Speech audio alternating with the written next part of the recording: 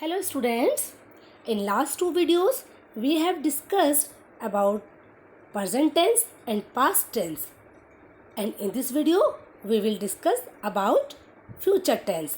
There are four kinds of future tense. First one, simple future tense. Second, future continuous tense or future progressive tense. Third one, future perfect tense, and fourth one, future perfect continuous tense or also called future perfect progressive tense. Firstly, we will learn about simple future tense. Students, what is simple future tense? The simple future tense is used to indicate an action that is yet to take place. Means जो action अभी तक नहीं हुआ है, जो होने वाला है, अगर हम फ्यूचर की बात करते हैं, मीन्स वह वहाँ जाएगा, तुम मुझे बुलाओगे, वह मुझे पढ़ाएगी. This type of sentences we use in simple future tense. The verbs will and shall are used with the root verb to indicate an action in future tense. हम फ्यूचर टेंस में क्या वर्ब यूज़ करते हैं? will और shall. Let's see example. They will not travel much. The police will catch the thief. Means अगर हम बात करते हैं कि पुलिस thief को पकड़ेगी, then the police will catch the thief. You know students, shall is used with I and we. Now let's see formation of affirmative sentence. Firstly subject, then will shall, then first form of verb, then object, then other word. Let's see some examples of affirmative sentences. Alice इस work में मेरी help करेगी. Means we are talking about future. करेगी. Then Alice के साथ में हम क्या यूज़ करेंगे? Will. Alice will help me in this work. Maid evening में आएगी. The maid will come in the evening. मैं उसे कांटेक्ट करने की कोशिश करूँगी. देन आई, और आई के साथ में हम क्या यूज़ करेंगे? Shall. I shall try to contact him. Now let's see formation of negative sentences. In negative sentences, firstly you have to write subject, then will not, shall not, then verb की first form, then object, then other word which is left in the sentence. Alice मेरी मदद इस काम में मेरी मदद नहीं करेगी. Alice will not help me in this work. Maid शाम को नहीं आएगी. The maid will not come in the evening. मैं उसे कांटेक्ट करने की कोशिश नहीं करूँगी. I shall not try to contact him. Now let's see interrogative sentence. In interrogative sentence, we have to use will and shall. Firstly, write down will and shall, then subject, then first form of verb, then object, and don't forget to put sign of interrogation. Let's see example. क्या Alice इस work में मेरी help करेगी? Then will Alice help me in this work. क्या maid शाम को आएगी? Will the maid come in the evening. क्या हम सिनेमा जाएंगे? Shall we go to the cinema. If I say, क्या एलिस मेरी इस काम में मदद क्यों करेगी? Means I am talking about W family, then I will say, why will Alice help me in this work?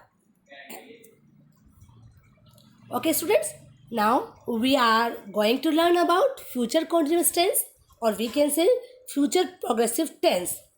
What is future progressive tense? The future progressive tense expresses an action that will be going on at some time in the future. Let's see example. Next Saturday वह stage पर perform कर रहा होगा. Means जब हमें sentence में रहा होगा, रही होगी, इस तरह के वर्ड यूज़ करते हैं, then we will use future continuous tense.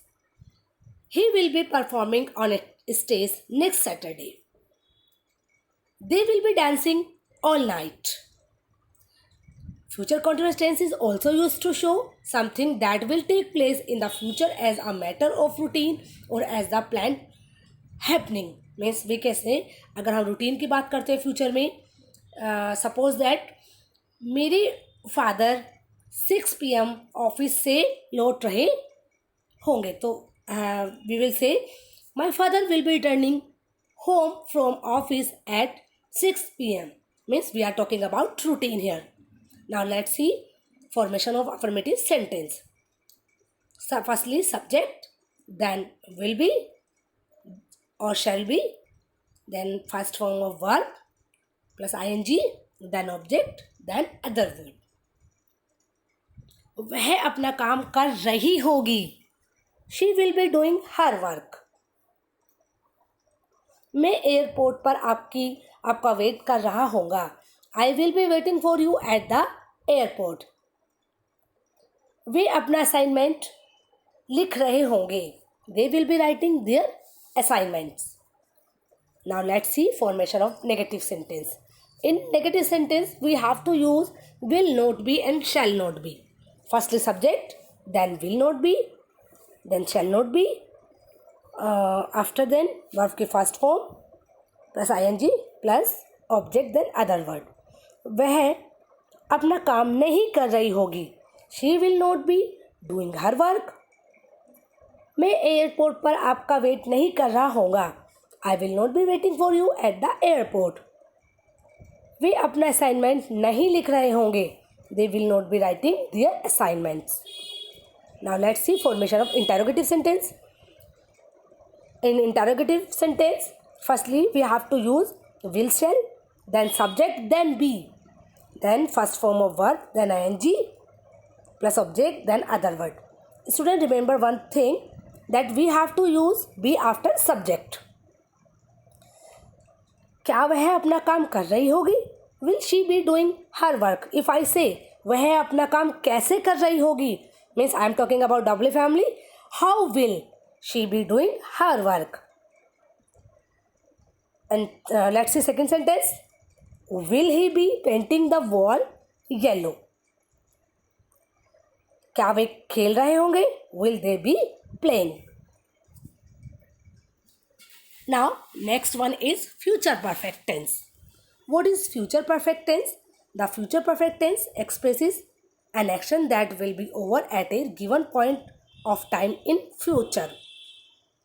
For example, I will have finished this novel by evening. Means हम कोई गिवन पॉइंट की बात करते हैं कि इवनिंग तक मैं ये नॉवल ख़त्म कर चुका या ख़त्म कर दूंगा या कर चुका होगा. Then I will have finished this novel by evening. अगले महीने तक ये ग्रास उग चुकी होगी. The grass will have grown by end of this month. Means we can say कि इस महीने के लास्ट तक ये घास उग चुकी होगी. Let's see formation of affirmative sentence. In affirmative sentence, firstly we have to write down subject, then will have, shall have, then third form of verb. In this tense we will use third form of verb, then object, then other word. बच्चा सो चुका होगा. The baby will have slept. Mahi song गा चुकी होगी. Mahi will have sung the song. Teacher next weekend तक paper check कर चुके होंगे. द टीचर कर चुका होगा. The teacher will have check the papers by next weekend.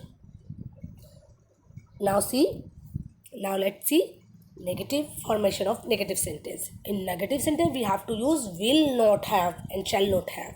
Firstly subject, then will not have, shall not have, then third form of verb, then object, then other word. Baby नहीं सो चुका होगा. The baby will not have slept. Mahi song नहीं गा चुकी होगी. Mahi will not have sung the song. Sanjeev अपना work complete नहीं कर चुका होगा. Sanjeev will not have completed his work. Now let's see formation of interrogative sentence. In interrogative sentence firstly write down will and shall, then subject, then have, third form of verb, then object, then other word. क्या baby सो चुका होगा?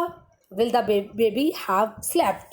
Baby क्यों, if I say baby क्यों सो चुका होगा, then I will say why will, why means I am talking about WH family.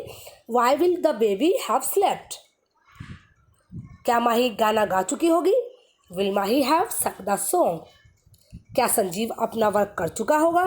Will Sanjeev have completed his work? Now students, let's see future perfect continuous tense. What is future perfect continuous tense? The future perfect continuous tense is used to denote a continuous action, so it is used with reference to some time in future. मिस बेटा अगर हम बात करते हैं future continuous की, same future perfect tense है, future perfect continuous है, but difference is that time, हम इसमें टाइम की बात करते हैं, means time is also given in this tense. Suppose that I say वह खेल रहा होगा, means I am talking about future continuous tense.